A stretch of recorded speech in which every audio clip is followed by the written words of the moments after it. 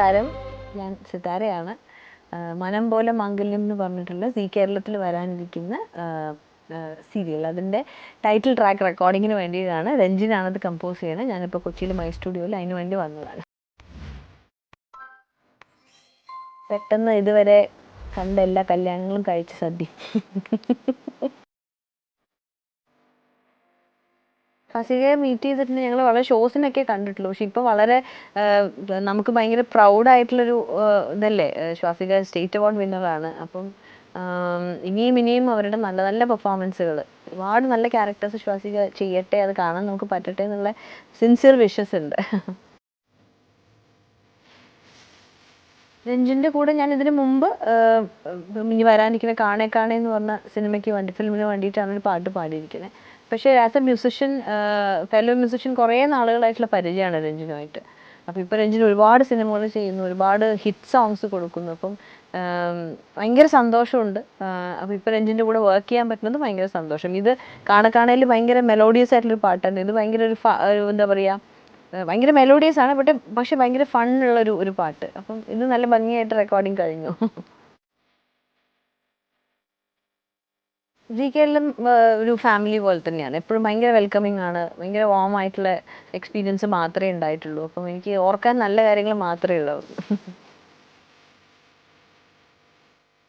Definitely media വലിയ റോളുണ്ട് ആളുകളുടെ thought പ്രോസസ്സിനെയും, ആളുകളെ ഈ പറഞ്ഞ മാതിരി പോസിറ്റീവ് തിങ്കിങ് അല്ലെങ്കിൽ പ്രോഗ്രസ് എന്നൊക്കെ നമ്മൾ പറയണതിലേക്ക് കൊണ്ടുപോകാൻ മീഡിയയ്ക്ക് വലിയ ഇൻഫ്ലുവൻസ് ഉണ്ട്.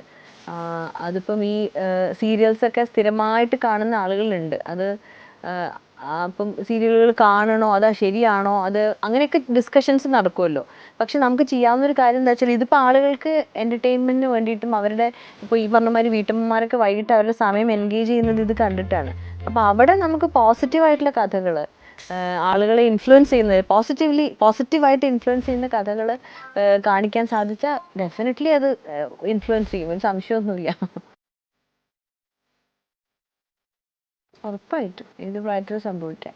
പ്രണയത്തിനെ മനസ്സിലാക്കുന്ന ഒരു പ്രായം ഉണ്ടല്ലോ, നമ്മളുടെ ഒരു പാകതയുണ്ടല്ലോ, അതിനപ്പുറത്തേക്ക് ഏത് പ്രായത്തിലും സംഭവിക്കാം.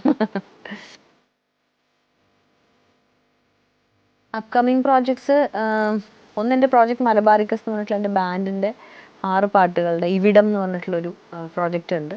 അത് ഞങ്ങളുടെ ഒറിജിനൽസ് അതുണ്ട്. പിന്നെ സിനിമകൾ ഈ പറഞ്ഞ മാതിരി കാണുണ്ട്.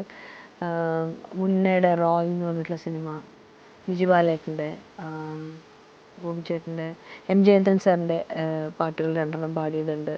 അങ്ങനെ പാടി വെച്ച കുറേ പാട്ടുകളുണ്ട്. ഇപ്പോൾ ഇപ്പോഴത്തെ ഒരു റിലീസിങ്ങും കാര്യങ്ങളൊക്കെ എങ്ങനെയാണെന്നുള്ളത് അറിയാത്തതുകൊണ്ട് എനിക്ക് അറിഞ്ഞുകൂടാ എപ്പോഴാണെന്നുള്ളത്. പിന്നെ ഇതാ ഇപ്പം ഇനി വരാനിരിക്കുന്നത് ഈ പറഞ്ഞ മാതിരി മനം പോലെ മംഗല്യത്തിൻ്റെ ടൈറ്റിൽ ട്രാക്കാണ്.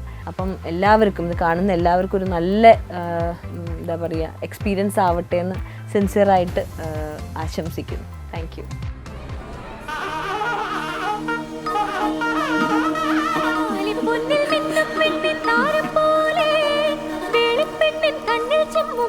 ഇനി വധുവിന്റെ കൈ പിടിച്ച് വരന്റെ കയ്യിൽ കൊടുക്കുക. എന്താ ഇടത്തെ കൈയല്ല വലത്തെ കൈ?